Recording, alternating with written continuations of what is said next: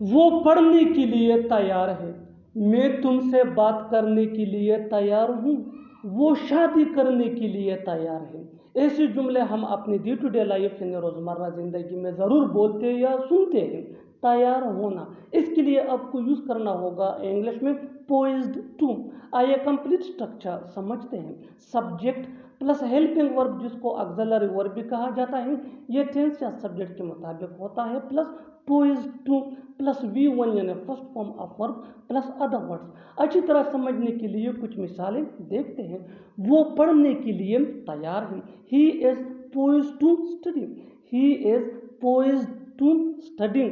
मैं तुमसे बात करने के लिए तैयार हूँ। I am poised to talk to you. I am poised to talk to you. वो शादी करने के लिए तैयार है। She is poised to marry. She is poised to Mary.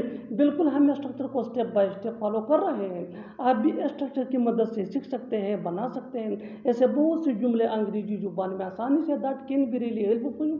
अच्छी तरह समझने के लिए एक और मिसाल देखते हैं। One more example for better understanding. वो तुमसे मिलने के लिए तैयार है। वो तुमसे मिलने के लिए तैयार है। He is poised to meet you. He is poised to meet you.